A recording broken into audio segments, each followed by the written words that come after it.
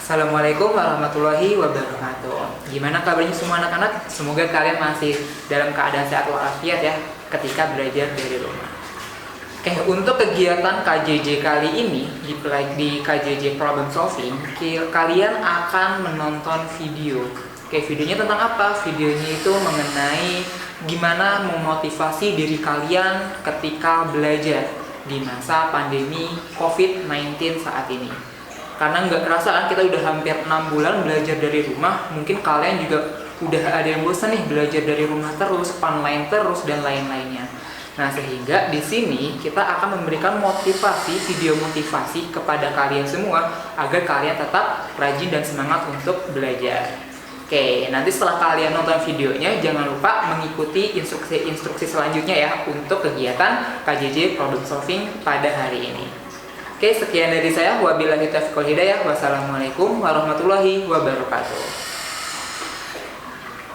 Bertujuan dapat meningkatkan motivasi belajar di rumah selama pandemi COVID-19. Kita semua paham selama pandemi ini pemerintah menganjurkan melakukan belajar mandiri di rumah. Hal tersebut dilakukan untuk mengurangi penyebaran virus COVID-19. Menghadapi kondisi seperti itu, tidak sedikit dari kalian yang merasa bosan dan jenuh dalam belajar. Oke, apa saja yang dapat kalian lakukan untuk meningkatkan motivasi belajar? Dengan menentukan cita-cita, kalian dapat memperkuat semangat belajar dan memilih cara belajar yang tepat buat kamu. Hukuman dan hadiah yang ditentukan untuk dirimu sendiri akan meningkatkan keinginan kamu untuk belajar. Pada akhirnya, keinginan belajar lama-kelamaan akan berubah menjadi kebutuhan untuk belajar. Hukuman yang kamu tentukan harus dapat kamu lakukan.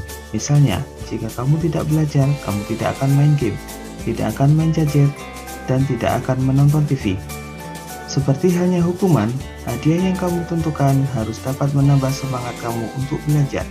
Misalnya, jika kamu sudah belajar, kamu boleh main game, kamu boleh main gadget, dan boleh menonton TV.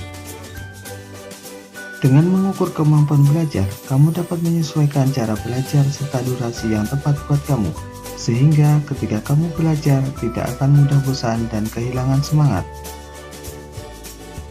Sebelum belajar, pastikan kondisi fisik dalam keadaan prima dengan selalu menjaga kesehatan. Rutin berolahraga, makan teratur, cukup istirahat, dan jangan begadang adalah hal yang dapat kamu lakukan untuk menjaga kesehatan. Ketika belajar, pastikan kita sedang tidak dalam keadaan marah atau perasaan sedang tidak nyaman. Belajar dalam keadaan terpaksa juga akan membuat belajar terasa melelahkan dan membosankan. Sebelum belajar, siapkan dulu lingkungan belajar yang nyaman. Bersihkan tempat belajar sebelum mulai belajar, dan pastikan belajar di tempat yang tidak banyak gangguan.